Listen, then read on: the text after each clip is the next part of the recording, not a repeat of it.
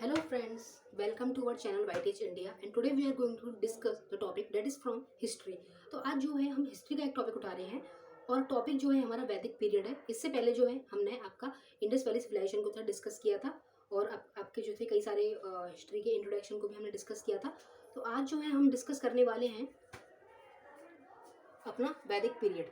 Topic history का है और आपका फिर से वही वाली बात बोली, सुपर टेट के लिए है तो इसीलिए टॉपिक को ज़्यादा डिटेल में नहीं पढ़ेंगे, सिर्फ उतना ही पढ़ेंगे जितना आपके लिए इंपॉर्टेंट है और जितना डीपनेस से क्वेश्चन आएगा। क्वेश्चन वो लोग बेसिक लेवल से उठा रहे हैं तो बेसिक चीज़ें ही हम पढ़ेंगे। मोस्टली हम देख लेते हैं कि वैदिक पीरियड में हम आपका मेन जो चीज़ है क्या है वो। तो टॉपिक हिस्ट्री का है आपका, क्या है, वैदिक पीरियड। वैदिक पीरियड की जो है आज हम बात करने वाले हैं आपका वैदिक काल। ये कब से कब तक है? 1500 से 600 बीसी तक आपका इसका टाइम पीरियड रहा है। तो ये क्वेश्चन वैसे तो आएगा नहीं, लेकिन फिर भी अगर पूछ ले तो टाइम पीरियड जो है आपको पता होना चाहिए। 1500 से 600 बीसी तक जो है इसका बिफोर क्राइस्ट तक जो है इसका टाइम पीरियड है। देखिए वैदिक लिटरेचर की हम बात करते हैं तो इसमें क्या क्या चीज़ आती है। एक तो आपके 4 वेद आते हैं। अगर हम वैदिक लिटरेचर की बात करें इसके अंदर मोस्टली जो चीज़ है, एक तो आपके वेद आ जाएंगे, वेदास। इसके अलावा इसमें एक चीज़ जो मेन आती है वो है ब्राह्मण टेक्स्ट। ब्राह्मण टेक्स्ट की जो है ये बात कर रहा है। एक्चुअली ब्राह्मण टेक्स्ट है क्या चीज़? जो आपका इजी लैंग्वेज है,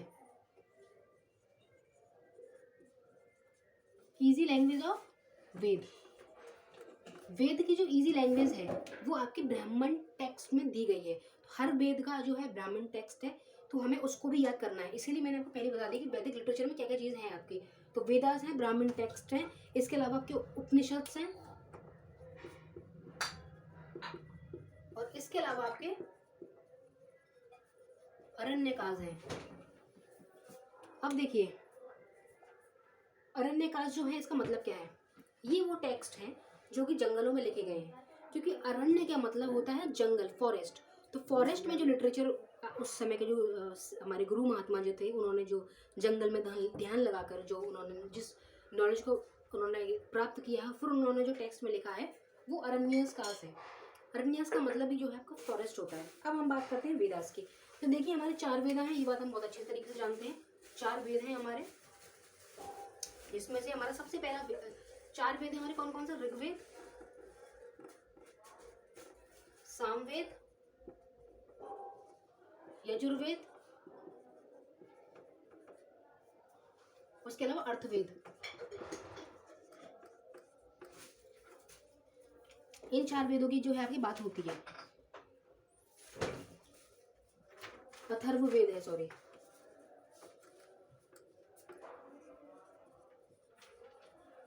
तो इन 4 वेदों की जो है आज हम बात करने वाले हैं, इनके बारे में जो हम पढ़ेंगे। काफ़ी इंटरेस्टिंग टॉपिक है। इसके अलावा उपनिषद को भी जो है हम देख लेंगे आज। तो बढ़ते हैं अपने टॉपिक की तरफ, डेट इज ऋग्वेद। 4 वेद आपने देख लिए, ऋग्वेद, सामवेद, यजुर्वेद और अथर्ववेद। इनके मतलब भी जानेंगे और इनके बारे में पढ़ते हैं। सबसे पहले टॉपिक जो हम उठाने वाले हैं डेट इज ऋग्वेद। आज हम बात करेंगे ऋग्वेद की। अब देखिए ऋग्वेद की कैरेक्टरिस्टिक्स क्या क्या है।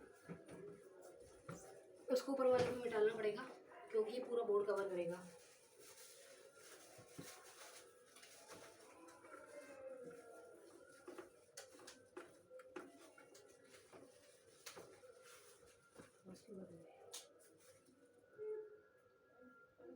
समझाती है उसमें। ऋग्वेद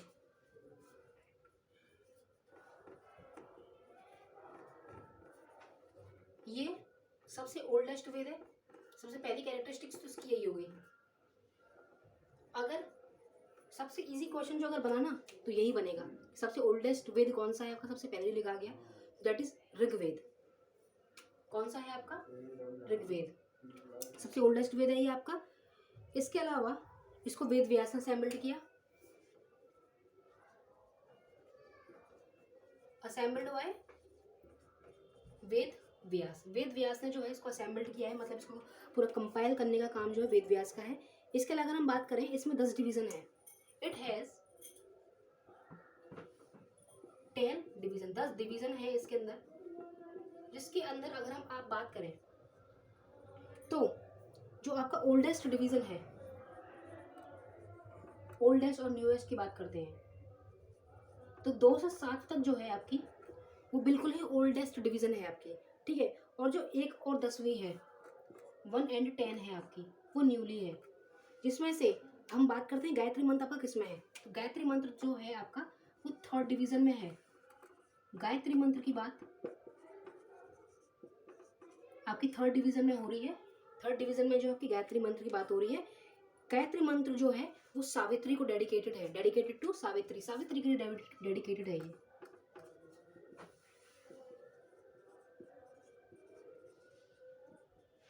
और वैसे मेनली इसका हम यूज किस लिए करते हैं, सूर्य के लिए, सूर्य देव के लिए जो है इस मंत्र का बेसिक आज के टाइम में जो हम करते हैं यूज करते हैं, तो सूर्य देव। तो इम्पोर्टेंट थी कि 10 डिवीजन है, जिसमें से 2 से 7 में आपकी ओल्डेस्ट डिवीजन आती है, और 1 एंड 10 जो आपकी न्यूएस्ट डिवीजन है। और तीसरे मंत्र में जो है आपका गायत्री मंत्र का, जो गायत्री मंत्र जो आपका आया है वो ऋग्वेद के तीसरे डिवीजन में है। अब हम बात करते हैं इसके अंदर 1028 हाइम्स हैं। हाइम्स क्या होते हैं, हाइम्स आपके सूक्त होते हैं। सूक्त को जो है हम हाइम्स बोलते हैं। इसके अलावा इसमें 10,462 मंत्र हैं। 10,462 इसके अंदर मंत्र हैं, और इसके 2 ब्राह्मण टेक्स्ट हैं। अब देखिए इसको भी इजी लैंग्वेज में कन्वर्ट किया गया। तो हम बात करते हैं इसके 2 ब्राह्मण टेक्स्ट कौन कौन से हैं। इनको टाइम टू टाइम कन्वर्ट किया गया है ताकि जो है इजी लैंग्वेज जो है लोगों तक पहुंच सके। तो एक है ऐत्रेय, क्वेश्चन आ सकता है यहाँ से, ऐत्रेय। और दूसरा क्या है आपका कौशितकी, कौशितकी। तो ऐत्रेय और कौशितकी आपके ऋग्वेद के ब्राह्मण टेक्स्ट है, क्वेश्चन आ सकता है। ब्राह्मण टेक्स्ट क्या चीज़ है, जो आपके वेद का इजी फॉर्म ऑफ लैंग्वेज है, उसी को जो है हमने आपका ब्राह्मण टेक्स्ट बोला है। इसकी जरूरत इसलिए पड़ी ताकि आने वाली जनरेशन जो है उसको अच्छे से समझ सके। अब आयुर्वेद क्या है, अगर हम बात करें आयुर्वेद कहाँ से आया, तो ये क्या है, उपवेद है। किसका, ऋग्वेद का। ये ऋग्वेद का ही एक उपवेद है। यहीं से आपका आयुर्वेद यानी दवाइयों का जो विज्ञान आया है वो आपका ऋग्वेद के अंदर से ही आपका उठाया गया है। इसके अलावा हम बात करें जो ऋग्वेद को बोलेगा, पर्सन हु रिसाइट ऋग्वेद, जो ऋग्वेद को बोलेगा इसे बोलते हैं होत्री, होत्री। ऋग्वेद को बोलने वाले पर्सन को होत्री बोला जाता है। इसके अलावा सरस्वती रिवर को जो है, जो हमारे इंडिया में है सबसे होली रिवर जो है, most holy river of India, अगर most holy river of India है जो उस टाइम पर बात हो रही है तो वो है आपकी सरस्वती। सरस्वती नदी को जो है सबसे ज्यादा पवित्र माना जाता था उस टाइम में। और अगर हम वैदिक पीरियड में, इन वैदिक पीरियड लिख लेते हैं, इन वैदिक पीरियड कौन सी है, उस टाइम पर उन्होंने सरस्वती नदी को, क्योंकि सरस्वती ज्ञान का भंडार है इसीलिए उस नदी का नाम जो है सरस्वती रखा गया। इसके अलावा इंपॉर्टेंट रिवर कौन सी है वैदिक पीरियड की, इंपॉर्टेंट रिवर ऑफ वैदिक पीरियड, वो है आपकी सिंधु नदी, इंडस नदी। इंडस नदी को जो है सबसे इंपॉर्टेंट नदी जो है आपकी माना जाता था, और सबसे पवित्र नदी जो है आपकी सरस्वती नदी को वैदिक टाइम में माना गया है।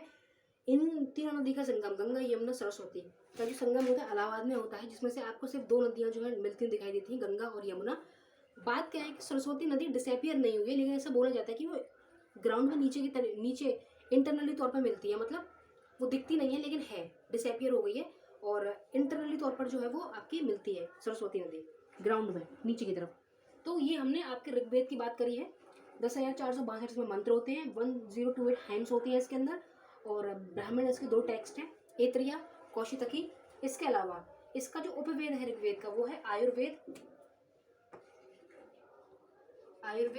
इसके अलावा पर्सन जो ऋग्वेद को रिसाइट करेगा वो है होत्री, और सबसे इंपॉर्टेंट होली रिवर जो है वैदिक पीरियड की वो सरस्वती, और वैदिक पीरियड में सबसे इंपॉर्टेंट रिवर जो है वो आपकी है इंडस नदी।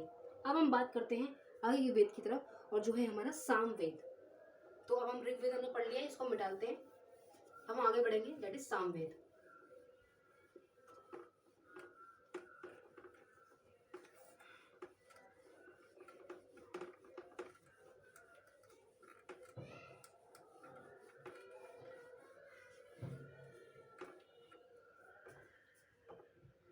सामवेद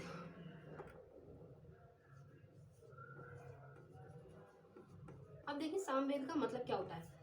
साम का मतलब होता है गायन, यानी यहाँ पे म्यूजिक की बात होगी, ठीक है, गायन।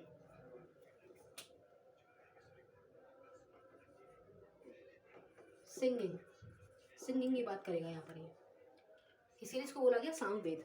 अब देखिए सामवेद की अगर हम बात करें तो इट हैज दोज मंत्र of Rigveda which can't sung, जिसे गाया नहीं जा सकता, ठीक है, इसको गाया नहीं जा सकता, सॉरी, which can't recite,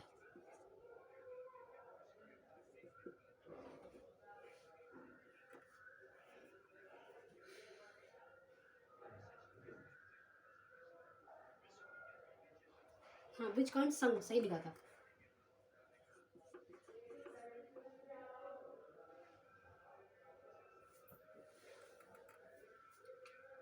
इसमें ऋग्वेद के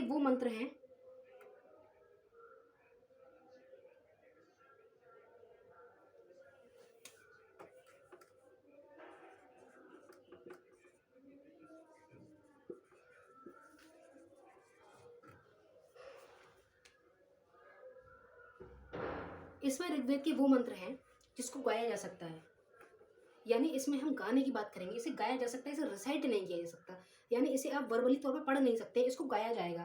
तो गाने की वजह से ही इसको हमने जो है सामवेद में डाला है आपका।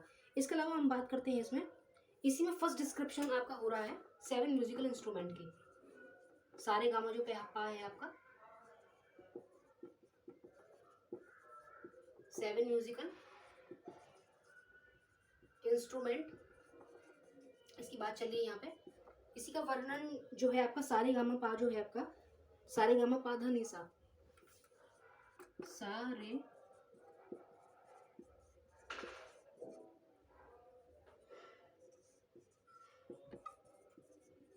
कितने हो, 1 2 3 4 5 6 7,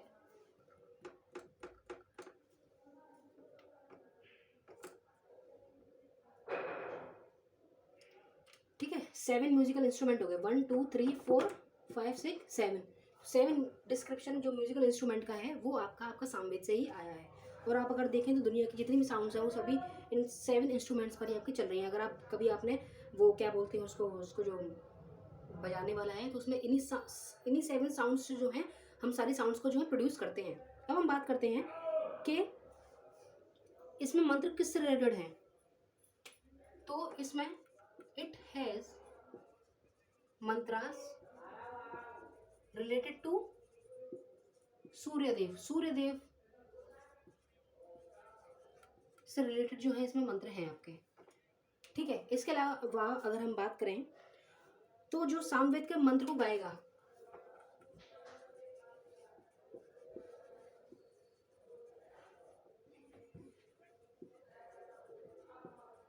जो सामवेद के मंत्रों को गाएगा उसे हम क्या बोलेंगे, उसको जो है हम बोलेंगे उद्गाता।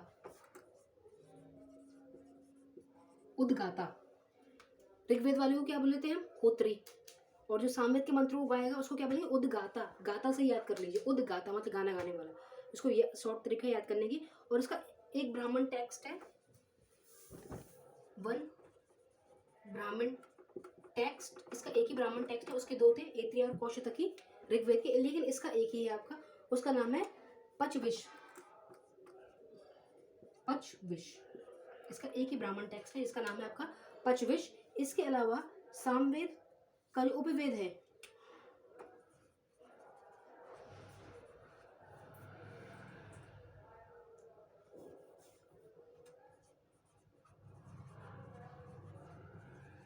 अगर आप सामवेद के उपवेद की बात करें तो वो है आपका गंधर्व वेद।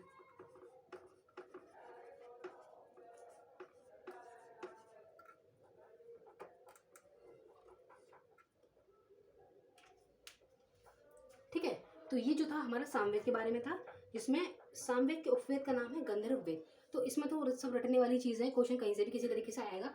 मोस्ट जो है आपको ये सारी इन्फॉर्मेशन रट जानी चाहिए बिल्कुल, इससे आप इसमें कुछ भी दिमाग लगाने वाला ऐसा कुछ भी नहीं है इसमें। अब हम आगे चलते हैं यजुर्वेद की तरफ।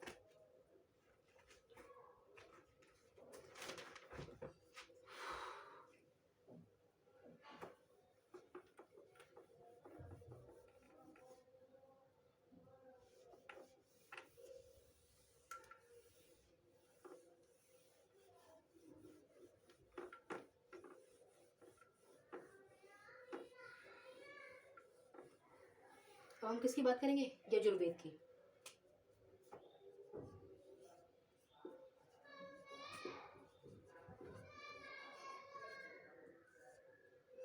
यजुर्वेद की जो है यहाँ पर बात होगी। अब देखिए इसमें इम्पोर्टेंट चीज़ क्या है। तो यजुर्वेद मतलब यजना, मतलब इसे अगर हिंदी में आप देखें तो इसे बोला जाएगा यज्ञ। यहाँ पर यज्ञ किस तरीके से किए जाएंगे, पूरी प्रोसेस जो है यहाँ पर यज्ञ की पूरी प्रोसेस की बात आपकी यजुर्वेद में होगी। किस तरीके से पुराने ज़माने में यज्ञ किए जाते थे, और आपने देखा होगा रामायण महाभारत में कि इन्हीं यज्ञों के द्वारा जो आपके ऋषि मुनि थे वो शक्तियों को एकत्रित करते थे।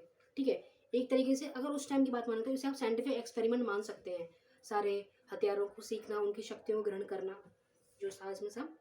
अब हम बात करते हैं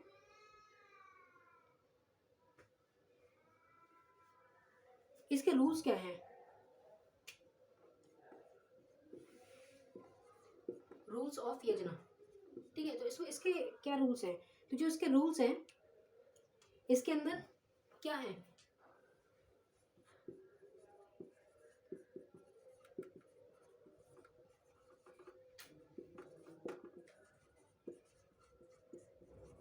इसमें जो आपको बताया गया है इसके अंदर मैंने आपको अभी वही चीज़ बताई कि यज्ञ वगैरह किस तरीके से किया जाएंगे, उसकी एक पूरी प्रणाली, उसके नियम बताए गए हैं। इसके अलावा जितनी भी आपकी धार्मिक किताबें हैं, रिलीजियस बुक्स है, उसकी बात भी इसमें आपकी की गई है। तो ये इसके रूल्स हैं, मतलब नियम क्या है यज्ञ करने के, तो वो उसकी बात कर रहा है।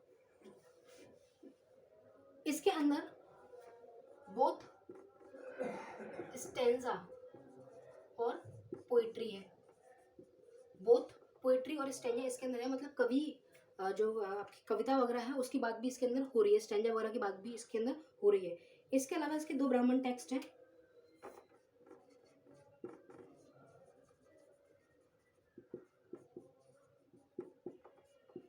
दो ब्राह्मण टेक्स्ट हैं इसके, उसका नाम है शतपथ और दूसरा क्या है आपका इसका तैत्तिरीय।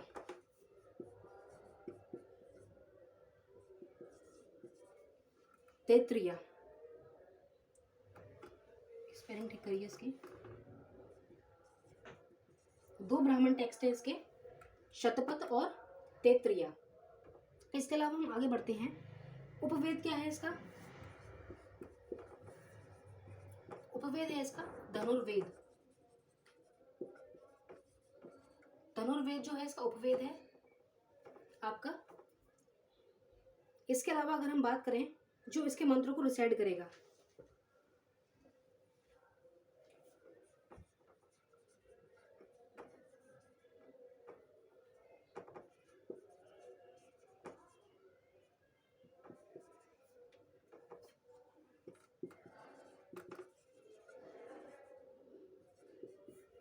तो इसके मंत्र को रिसाइड कौन करेगा? आपका अधर्व्यू।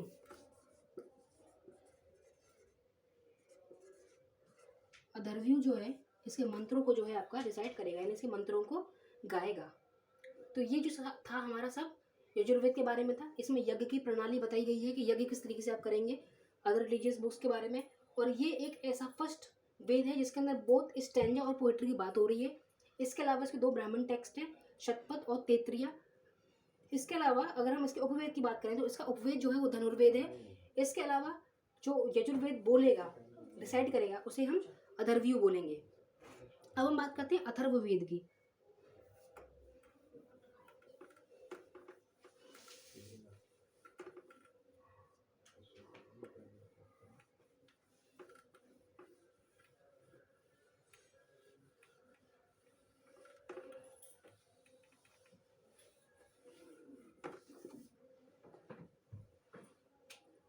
अथर्ववेद ये आपका आखिरी वेद है,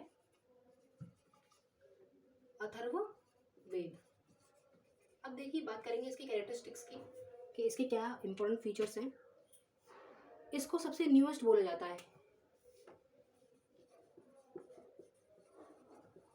ये आपका मोस्ट न्यूएस्ट वेद है। सबसे ओल्डेस्ट आपका ऋग्वेद है, अथर्ववेद सबसे आपका न्यूएस्ट है। इसके अलावा इसमें जो मंत्र हैं वो किससे रिलेटेड है? ब्लैक मैजिक, काली शक्तियों की जो बात होती है, जादू टोना, वो आपके अथर्ववेद के अंदर ही आते हैं। ठीक है, बाकायदा इसके अंदर जो जादू टोना है, इसकी जो पूरी इसके बारे में जो इसकी प्रणाली है, किस तरीके से करना है, वो सभी आपका अथर्ववेद के अंदर आता है। इसके अलावा ये बात करता है हाइपोटेनिज्म, यानी किसी को वश में किस तरीके से आप करेंगे। जो आप वो करते हैं ना, वो आपको टीवी में आपने देखा होगा, क्या बोलते हैं उसे कंट्रोल में किया जाता है, वो ऐसे पेंडुलम घुमा के, हाइपोटेनिज्म की बात हो रही है। इसके अलावा ट्रीटमेंट ऑफ बैड सोल्स, बुरी आत्माएं जो हैं उनको किस तरीके से अपने काबू में लेना है, उसकी बात इसमें होगी।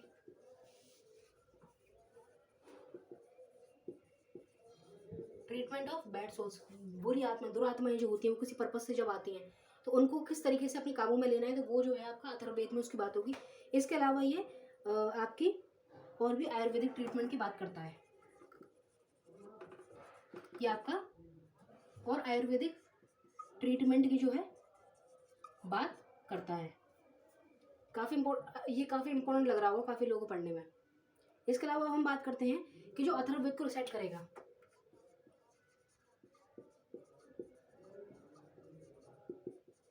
अथर्ववेद,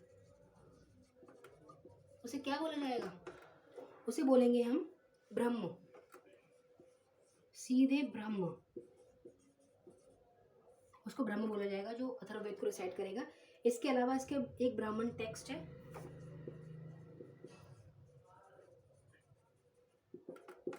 उसका नाम है गोपद। गोपद जो है इसका एक ही ब्राह्मण टेक्स्ट है। इसके अलावा इसका जो उपवेद है उसका नाम है शिल्पवेद।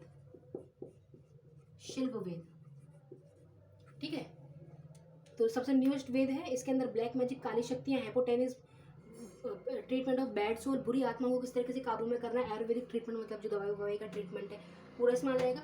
इसके अलावा जो अथर्ववेद को गाएगा उसे हम ब्रह्मा बोलेंगे। इसके अलावा इसका जो ब्राह्मण टेक्स्ट है वो एक है, उसका नाम है गोपद। इसके अलावा इसका जो उपवेद है उसका नाम है आपका शिल्पवेद। अब हम बात करते हैं अरण्यकाश, जो हमने और पढ़े थे 2 आपके वैदिक लिटरेचर के अंदर। इसको रफ करते हैं, आगे बढ़ते हैं जल्दी जल्दी। एक चीज़ और है, बस 2 चीज़ और हैं आपकी।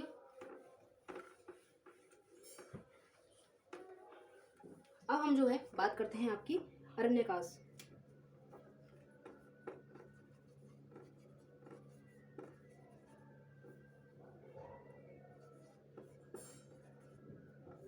देखिए अरण्यकाश, अरण्य मतलब जंगल, अरण्य का मतलब क्या होता है आपका? फॉरेस्ट, जंगल, यानी ये जंगल में लिखे गए हैं। आपने रामायण में देखा होगा, एक नाम है 7 कांड होते हैं, जिसमें एक कांड आपका अरण्य कांड भी है, मतलब जंगल में जो हुआ है, पूरी स्टोरी उसमें जंगल की ही होगी। ठीक है, तो जो text which compiled in forest, जो कि जंगलों में लिखे गए हैं, ऐसे टेक्स्ट अरण्यकाश में आते हैं आपके। इसके अलावा 7 अरण्यकाश हैं हमारे प्रेजेंटली कितने अरण्यकाश हैं? 7। आपके प्रेजेंटली हैं, ये अलग लाइन है। ठीक है, तो ये आपने अरण्यकाश पढ़ लिया, बड़ी सिंपल चीज थी, कुछ नहीं था इसमें। अब हम बात करते हैं जल्द से उपनिषद की।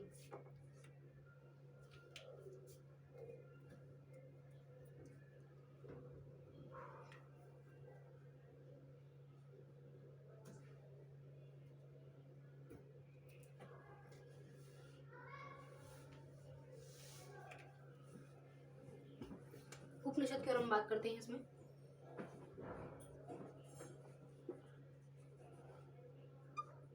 देखिए, उप मतलब होता है सिट, ठीक है। निषद मतलब होता है आपका नियर, मतलब समीप बैठना। तो गुरु के समीप बैठ के, गुरु के पास बैठ के जो ज्ञान लिया जाए उसको हम बोलते हैं उपनिषद, ठीक है। द नॉलेज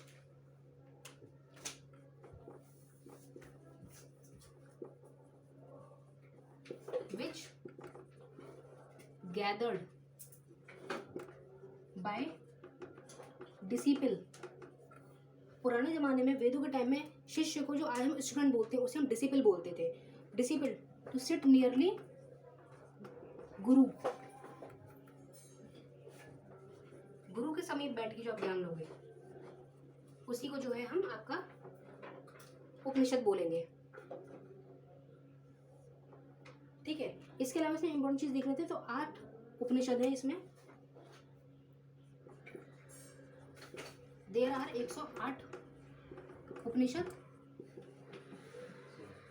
ठीक है, जिसमें से आपके 12 जो हैं रिकॉग्नाइज्ड हैं, जिसमें से 12 क्या है, रिकॉग्नाइज्ड है।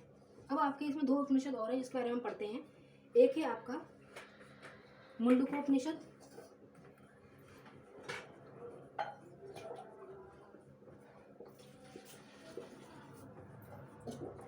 इसके अलावा एक जो है आपका मंडूकोपनिषद,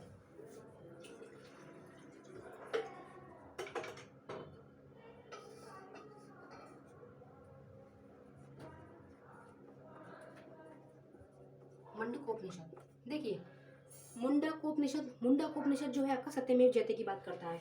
तो जो हमने अपना वो लिया है आपका स्लोगन सत्यमेव जयते, सत्यमेव जयते जो है हमने मुंडकोपनिषद से लिया है, और मुंडकोपनिषद से जो है हमने आपका सत्यम शिवम सुंदरम लिया है।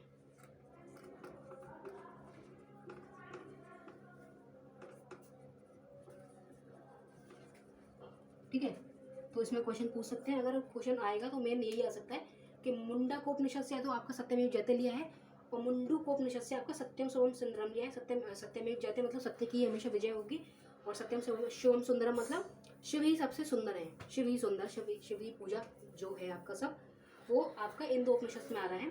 तो ये इंपॉर्टेंट है क्योंकि ये तो आपका स्लोगन ही है। हमारी जो भारत की कानून व्यवस्था है उसमें जो आपने हर अदालत में देखा होगा कि ये तो लिखा ही रहता है। तो ये पता होना चाहिए कि कहाँ से आया है। ये एक उपनिषद से आया है जिसका नाम है मुंडकोपनिषद, इसे पता होना चाहिए। और 12 इसमें से रिकॉग्नाइज्ड है, और टोटल हमारे 108 उपनिषद आपके प्रेजेंटली इस समय है।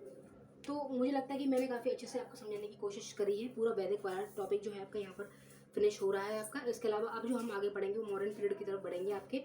So hope you have enjoyed the session. Thank you very much.